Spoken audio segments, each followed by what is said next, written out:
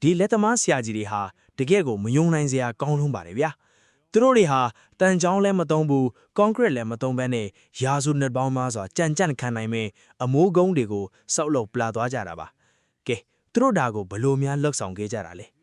လက်ဘနွန်နိုင်ငံဟာထုံးကြောက်တဲ့အလွန်ပေါများတဲ့ဒေသဖြစ်ပြီးဒါကြောင့်လဲဒီနေရာကလူတွေဟာကြောက်တုံးတွေကိုအသုံးပြုပြီးအဆောက်အဦဆောက်လုပ်လာခဲ့ကြတာနှစ်ပေါင်း9000ကျော်တောင်ရှိနေပါပြီအရာအလုံးဟာကြောက်ချင်းကနေစတင်တာပါအလုသမားတွေဟာထုံးကြောက်တုံးကြီးတွေကိုတဒုံးချင်းစီဖြတ်တောက်ကြရပါတယ်အတိုင်းအတာတွေအတိအကျကြီးထိနေဖို့မလိုပါဘူးကြောက်တုံးတွေဟာတောင်းမှန်စတုကရန်ပေါင်းစံခတ်ဆင်ဆင်ထိပြီးတဒုံးပေါ်တဒုံးဆင့်လို့ရရင်ကိုအဆင်ပြေပါပြီ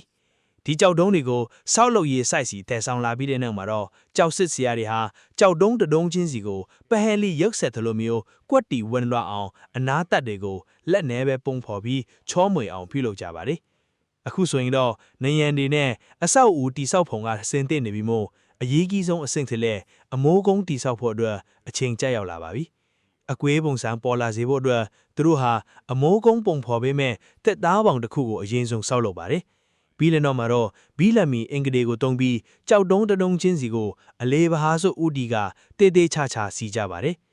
အဆုံးသက်နောက်ဆုံးကြောက်တုံးဖီတဲ့ Keystone ဟာအမိုးကုန်းတစ်ခုလုံးကိုမြဲမှန်သွားအောင်ပိတ်ဆိုးညှက်ပိတ်လိုက်တာပါအဲ့ဒီကြောက်တုံးကိုအသေးသက်ဆင်းမိသားနဲ့အလို့သမားတွေဟာဘေးကိုအမြန်ဆုံးဖယ်ပေးကြရပါတယ်ဘာလို့လဲဆိုတော့နောက်ထပ်လုံးမဲ့အဆင့်ဟာအန်ဒီရဲ့အရှိဆုံးမို့လို့ပါပဲ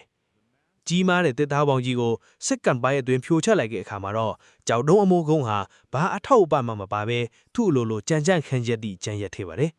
တန်ချောင်းလည်းမပါကော်လည်းမသုံးထားပါဘူးထူးထဲတဲ့ကြောက်နီရန်တွေဟာအတွင်းပိုင်းကိုနှွေးရသည်မှာအေးမီးစေပြီးစောင်းရသည်မှာတော့နှွေးထွေးစေတဲ့အတွက်တဘာဝရဲ့ကိုပိုင်လီအေးပေးစေလိုမျိုးလှုပ်ဆောင်ပေးနေတာပါ